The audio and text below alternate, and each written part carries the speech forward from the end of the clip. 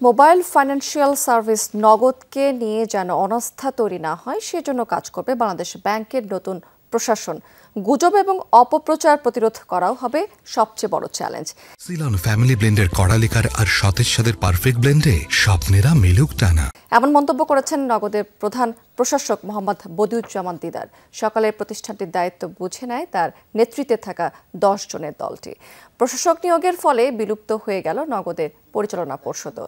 বদিউজ্জামান দিদার এ সময় বলেছেন যে এখনও বাংলাদেশ ব্যাংকে চূড়ান্ত অনুমোদন পায়নি নগদ, ব্যবসা পরিচালনা করছে অনাপত্তি পত্র দিয়ে। তবে আগামীতে এই অনুমোদনকে পূর্ণাঙ্গ রূপ দিতে কাজ করবে বাংলাদেশ ব্যাংক। প্রয়োজনে অডিট করা হবে, ছাঁটাই করা হবে না কোনো কর্মীকে।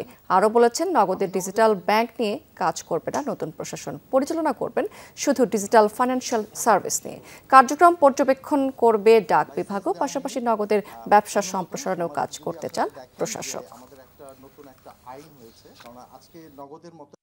আমরা চেষ্টা করব যে নগদের ব্যবসা আরও কিছুটা এক্সপান্ড করা যায় কিনা, that will be hour success. আমরা 10 জন এখানে এসেছি, আমরা একটা অ্যাসাইনমেন্ট নিয়ে এসেছি। আমরা কিন্তু নগদকে বন্ধ করার জন্য আসিনি। নগদ কিভাবে আরও ভালো চলে সেটা আমরা চেষ্টা করব। নগদের উপর মানুষের আস্থা কীভাবে আরও বেশি শক্ত হয়, মজবুত হয়, সেই চেষ্টাটাই আমরা করে যাব।